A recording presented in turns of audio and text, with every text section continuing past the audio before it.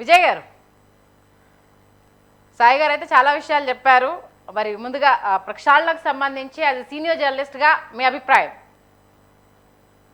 కాంగ్రెస్ పార్టీకి సంబంధించినటువంటి ప్రక్షాళన చూస్తే కొంచెం హాస్యాస్పదంగానే కనిపిస్తుంది. వీళ్ళు అధికారం ఉన్న 10 సంవత్సరాలు దూరం అయిపోయారు. కాంగ్రెస్ పార్టీ అమూలానికి మొత్తము దూరం అయిపోయారు. అధికారంలో ఉన్నటువంటి 10 సంవత్సరాలు సెంట్రల్లో ఉన్నటువంటి వీళ్ళు మహాత్మా గాంధీ సూత్రాలను, నెహ్రూ సూత్రాలను ఏవి పట్టించుకోలేదు. వీటేటిని కూడా ప్రజల్లోకి తీసుకెళ్ళలే. ఎంతసేపు అక్కడ ఉన్నటువంటి ఆ లోకల్ ఉన్నటువంటి రాజకీయాలు దాంతో టైం పాస్ చేసిర్రే తప్ప ఇంకొక అంశం చేయలేదు. తీరా ఇప్పుడు వచ్చేసరికి ఏమైంది? ఒక మతశక్తి మత పార్టీ ఒకటి ఆ, రాజ్యం చేస్తున్నది కనిపిస్తుంది. దాన్ని ఎట్ట ఢీ కొట్టాలో తెలుస్తలేదు. మళ్ళీ ఈ రాహుల్ గాంధీ పోయి ఏం చేశాడు? గుజరాత్లో కొత్త సంస్కరణ, డిసిసి అధ్యక్షులే పవర్ఫుల్ పార్టీలో ఇక నుంచి పిసి జిల్లా కాంగ్రెస్ కమిటీ అధ్యక్షులే అత్యధిక పవర్ఫుల్. వాళ్ళ ఎమ్మెల్యేలు ఎంపీలను డిసైడ్ చేసే బాధ్యత, అదేవిధంగా పాలసీలకు సంబంధించిన అన్ని కూడా వాళ్ళ డిసిషన్. అది గుజరాత్తో కూడా రేపు ఎలక్షన్లో గుజరాత్లో దాన్ని సక్సెస్ చేయడానికి ఓ ప్రణాళిక చేస్తున్నారు. చేసి ప్రతి జిల్లాలకు ఒక పరిశీలకులను పంపి చేద్దామని ఫస్ట్ మొన్న గుజరాత్లో చేసినటువంటి ఆ గుజరాత్లో చేసేటప్పుడే రాహుల్ గాంధీ అన్నారు, ఇలా కోవర్టులు ఉన్నారు, బీజేపీ కోవర్టులు పనిచేస్తారు మా పార్టీ నుంచి. ప్లస్ గుర్రాల సామెత చెప్పాడు. ఇవి ఎలక్షన్లో నిలబడాల్సినటువంటి గుర్రాలను తీసుకొచ్చి పెళ్లిళ్ళ ఊరేగింపులు చేసేటువంటి గుర్రాల్లాగా మేము ఓ ఆ పని చేస్తున్నాము కాంగ్రెస్ పార్టీ వాళ్ళము. మొత్తం అందుకే కాంగ్రెస్ పార్టీ ఇట్లా అయిపోయింది. ఈసారి ఇక రేస్ గుర్రాలనే పోటీలో పెడతాము. ఈ షో పెళ్లిళ్ళ షో గుర్రాలని షో కిందనే చూస్తాం. ఇంకో గుర్రం అంటే ఇక ఎగ్జామ్ అవతల పార్టీ వాళ్ళకి సహకరించే గుర్రాలు కూడా ఉన్నాయనేది గుజరాత్లో మొత్తం కోర్టులు ఎవరు అని మళ్ళా రాహుల్ గాంధీ అంటున్నారు. రాహుల్ గాంధీ గారికి ఉన్న అర్హత ఏంది? ఇంకోటి సారథ్యం అంటున్నారు. గారు రాహుల్ గాంధీ అధ్యక్షుడు, వాళ్ళ పార్టీ విజయ్ అధ్యక్షుడు గారు విజయ్ మల్లికార్జున గారు ఖర్గే. మళ్ళీ నేనేమంటా విజయ్ గారు, మీరు చెప్పిన ప్రతి మాట రాహుల్ గాంధీ చెప్పిన గారి మాటనే, కానీ అందులో కొంతమంది ఇందులో కాంగ్రెస్ పార్టీ పనిచేస్తూ కొంతమంది బీజేపీకి ఓటుగా పనిచేసే వాళ్ళు మీటింగ్ లోనే చెప్పిన మాట జెండా చెప్పి గుర్రా విన్నింగ్ ఆసన్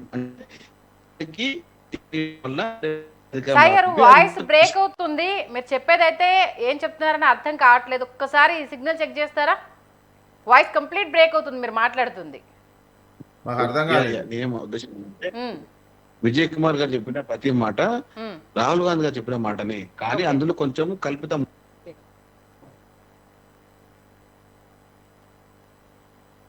ఏంట కల్పితం ఏంటి? ఓకే, కొంచెం అక్కడ సిగ్నల్ ప్రాబ్లంగా ఉన్నది. విజయ్ గారు మీరు కంటిన్యూ చేయండి. అదేనండి, 120 సంవత్సరాల చరిత్ర ఉన్నది. ఇప్పుడు మొత్తం దెబ్బతిని మొత్తం పార్టీ జవసత్వాలన్నీ పోయిన తర్వాత ఇప్పుడు మేము సంస్కరిస్తాం. ఎన్నో సంవత్సరాల నుంచి పార్టీలో ఉన్న వాళ్ళు చెప్తారు గుర్తింపు లేదు. ఇప్పుడు ఎగ్జాంపుల్ తెలంగాణ కూడా చూసుకోండి, ఇతర పార్టీ నుంచి వచ్చినాయని సీఎం చేసి పెట్టిర్రు. అది ఇంకెక్కడ ఉంటుంది? ఇతర పార్టీల నుంచి వచ్చినప్పుడు ఆయన టీడీపీ ఎమ్మెల్యే వచ్చారాక అర్హత ఏంది? ఇంకా మీరు ప్రక్షాళన అంటే అర్హత ఏంది? 50 లక్షల రూపాయలు తీసుకుపోయి దొరుకుతుండమే అర్హత. కాంగ్రెస్ పార్టీ ప్రక్షాళన నీతి నిజ మోడీని ఢీ కొట్టాలంటే దొంగలను తీసుకొచ్చి పెడితే మోడీని ఢీ కొడతారండి. కర్ణాటకలో అట్లే ఉన్నది, కేరళలో అట్లే ఉన్నది. వీళ్ళని ముందు లీడ్ పెట్టి మోడీని కొడతా అంటే సమాజం విశ్వసిస్తలేదు, ప్రజలు విశ్వసిస్తలేదు, పార్టీ క్యాడర్ కూడా విశ్వసిస్తలేదు. ఇతర డిసిసి అధ్యక్షులకు పవర్లు ఇస్తా ఇప్పటి నుంచి అని అంటే ఎట్లా విశ్వసిస్తారు? మీరు ఒకవైపు ఇతర పార్టీల నుంచి వచ్చి ఆ పార్టీలో వర్కింగ్ ప్రెసిడెంట్ రాజ్యాంగ విరుద్ధంగా రాజీనామా చేయలేదు, పార్టీ ఎమ్మెల్యేగా ఉంటాడు, ఉన్నటువంటి వ్యక్తిని తీసుకొచ్చి వర్కింగ్ ప్రెసిడెంట్ చేస్తారు. వర్కింగ్ ప్రెసిడెంట్ చేసినాక మళ్ళీ ముఖ్యమంత్రి పోస్ట్ ఇస్తారు. ఎట్లా విశ్వసిస్తారు? క్యాడరే విశ్వసించరు.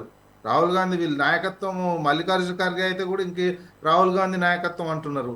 దాన్ని కూడా ఆలోచించాల్సినటువంటి కాంగ్రెస్ పార్టీ అంటే ఈ ప్రక్షాళనే సరిగా లేదు. ప్రక్షాళన చేస్తేనే ముందు అక్కడి నుంచి జరగాలి.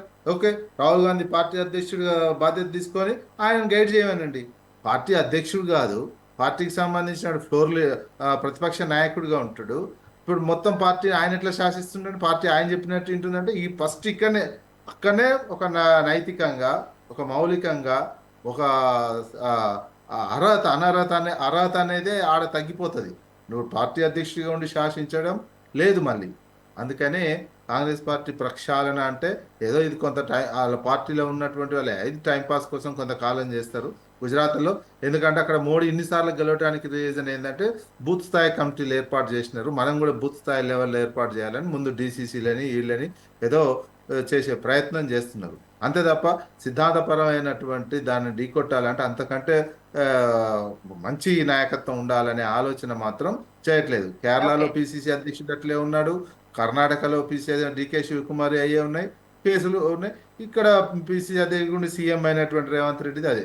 ఇట్లాంటి వాళ్ళని ముందల పెట్టుకొని పార్టీని బలోపేతం చేస్తా గెలుపు గుర్రాలనే ఇస్తాం, ఇప్పటిదాకా మా షో కోసమే ఉన్నాయి ఈ గుర్రాలు అంటే ఇన్ని సంవత్సరాల నుంచి 10 ఏళ్ళ నుంచి తెలియలేదా ఎవడు గెలుస్తాడు ఎవడు గెలలేదు అనేది.